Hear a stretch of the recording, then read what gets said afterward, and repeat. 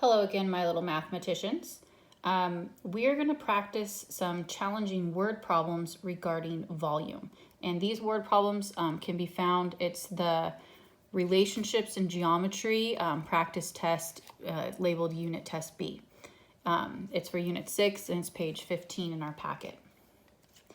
So anytime that you want to try the problem first, I strongly suggest you do that. Press pause on the video, try it, and then press unpause and follow along and see if you got it right. And you can always speed it up to see if you got it right, and then if you got it wrong, rewind it and see what you did. Okay, so let's take a look. We're going to do 17 through 21 together. Okay, so for 17, it says, the floor of the school art closet is being tiled. The closet is shaped like a parallelogram. The parallelogram has a base of 17.5 feet and a height of 6 feet. Each package of the tile will cover 5 square feet. How many packages of tile will be needed to tile the music room floor? Now notice how I said, oh, we're going to be talking about volume today. Well, for the most part. But is this a volume problem? No, actually, this is just an area problem. And how you know the difference between area or surface area versus volume is this, okay? Surface area is if you're talking about, like I wanted to wrap this present. So you talk about the outer surface of all of it. So it's the outside edges. And then area, again, is just like, the inside part of a shape. And then it would use the unit square units. So square feet, square inches. That's an indicator of area or surface area. How you know it's a volume problem is if they're talking about a 3D shape and you want to know how much is inside of the 3D shape, or you'll see the units cubic units, which means to the third power. So those are kind of your indicators and key hints that separate if you're doing area versus volume in a word problem. And since I saw the word right here that we're dealing with square feet, alarm bell should go off that you're dealing with area. And what type of area? Well, it was talking about a parallelogram. So the area of a parallelogram is base times height. Okay, and if you read it, it says the base of the parallelogram was 17.5 feet. So I'm going to plug in 17.5 for the base. And then keep reading. It says it has a height of 6. So I'm going to plug in a 6 for height. Go ahead and multiply those in your calculator, 17.5 times 6, and that will give you your area. And you should get 105, and we're talking about feet, so that's square feet. Now that's just talking about the area, but was that what it wanted me to solve? Well, look at like the question mark, what it's asking you. It says, how many packages of tile will be needed to tile the music room floor? And this is 105 feet squared. That's not how many packages of tile. So let's see if there's something else that it was asking me up here. Anything that can help me. It says each package of tile will cover 5 square feet. So I have 105 square feet. So I start with the like singular unit, and then I use what I like to call the converging unit. It's where they give me something that has 2 different units that matches with it. And that's right here. It says 1 package of tile covers 5 square feet. So you have 1 package and 5 square feet. So that's 2 different units. And you put the units that are alike across from each other so they'll cancel out. So here's feet squared, and that goes with packages. So feet squares will cancel, and then I'll be left with the unit of packages, which is good because that's what I want my ending unit to be. I want my ending unit to be how many packages of tile will there be. And the conversion unit, they said it's 1 package of tile will cover 5 square feet. Okay, so those are the numbers that went together. So now you have 105 times 1, which is 105, divided by that bottom number of 5. So 105 divided by 5. Some people don't need to do this conversion unit. They can just see that, oh, I have to take 105 divided by 5. And other people struggle with, do I multiply those numbers or do I divide them? This just helps me see sometimes like where it goes. And if it's this and then the other numbers here, you multiply them. If it's here and the other numbers down below, then you divide them. And so this just helps me see if I should multiply or divide. That's why I like setting it up this way. Okay, so 105 divided by 5, type it into your calculator, you will get 21. So it's 21 packages of tile. that you will need.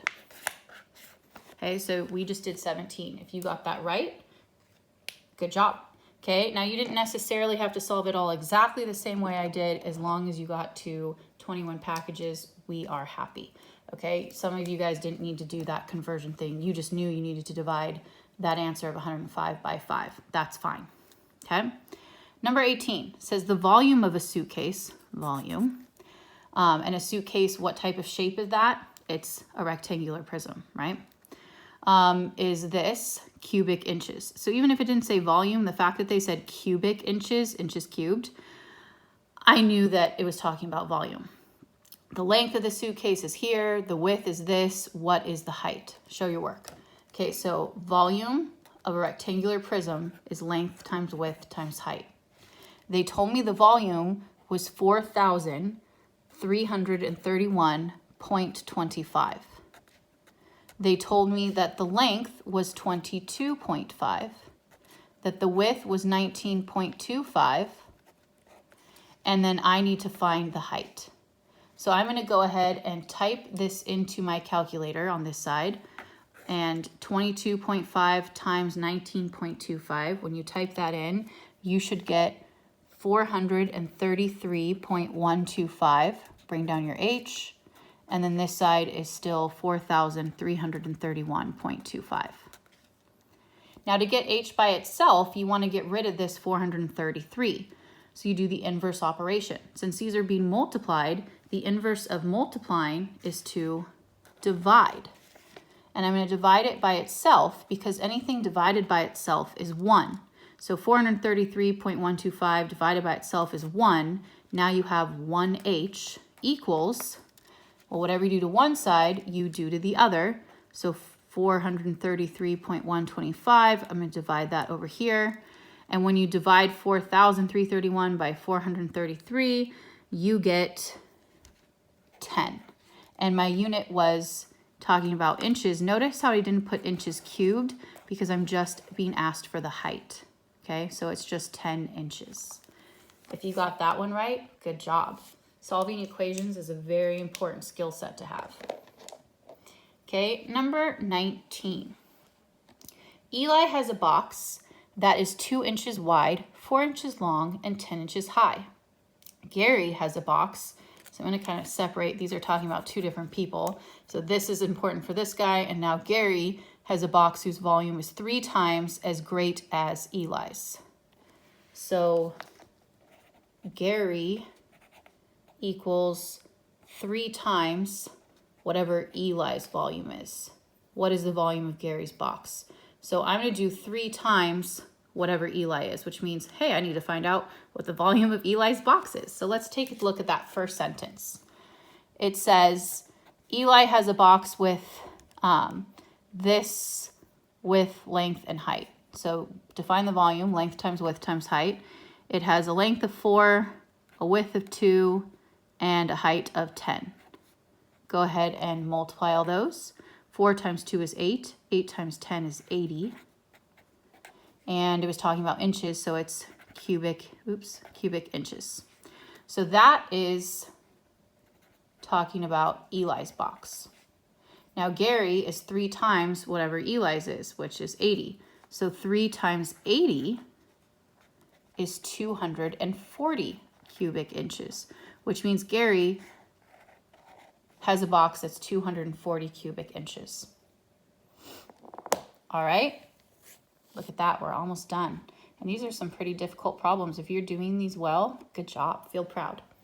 Okay, number 20 says a trough is filled with water. The trough holds 315 gallons. Each cubic foot of water contains about 7.5 gallons. When they tell me, this much has this much, that's alarm bell should kind of go off that that's a conversion factor right there. And so I'm going to do kind of what I did back up in problem 17.